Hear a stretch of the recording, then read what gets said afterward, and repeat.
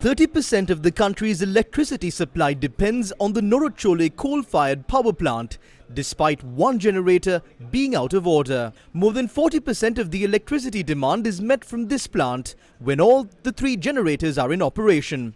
Currently, the stock of coal in the plant is sufficient only till the 25th of October. After the 25th of October, sufficient coal stocks should be provided for power generation at the Norachole coal power plant. What happened to the supply of coal? Recently, bids were invited to contract a long-term supplier for coal for Sri Lanka. Several companies submitted bids during the formal tender process, and another company submitted bids outside the tender process. After opening the evaluation of bids submitted outside the tender process, the proposals submitted in the formal tender process have been evaluated. Ultimately, it was decided to award the long-term supply to the company that submitted bids via the proper tender process. But the company that submitted bids outside the tender process had again submitted a bid at a lower price. The Minister of Power and Energy recently revealed in Parliament that the said bidder also influenced the company that offered the tender. The company directly sends a letter to the company that we selected and demanded them to withdraw from the process. We were prepared to file a case. This is how a mafia operates. Venerable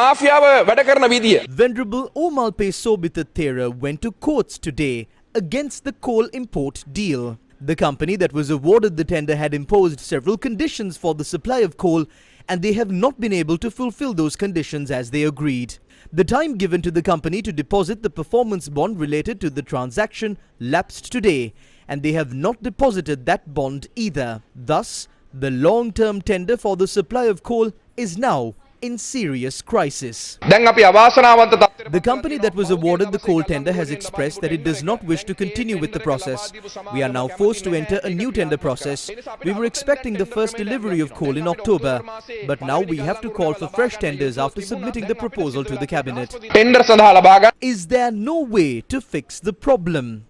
Currently, the company that supplies coal has to supply 21 more shipments, but the supply of those stocks is now in crisis due to the delay in payments. But it was reported today that the company has agreed to provide 50% of these 21 shipments on a prepaid system. In order to receive a stock of coal to the Norachole power plant before the 25th of October, a certain amount of money should be paid at least by next Monday. At least $95 million is needed for 5 coal shipments.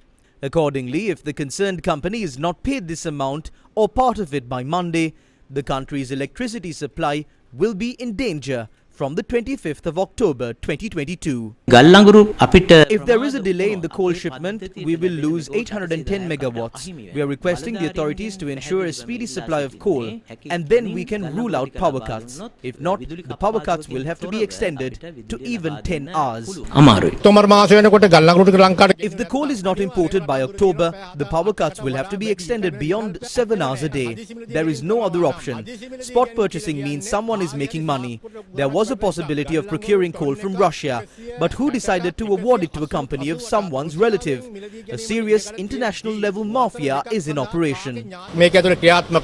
Here's what the Public Utilities Commission of Sri Lanka had to say. If we are to import coal, we have to make the payment. But by the end of October, we will run out of coal, and Sri Lanka will have to shut down the power plants.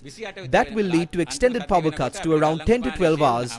This is because around 40% of the demand is met using coal power plants. If we are accessing the 21 shipments, we must pay $21 million every 5 days. However, a proposal related to this crisis is to be presented to the cabinet tonight.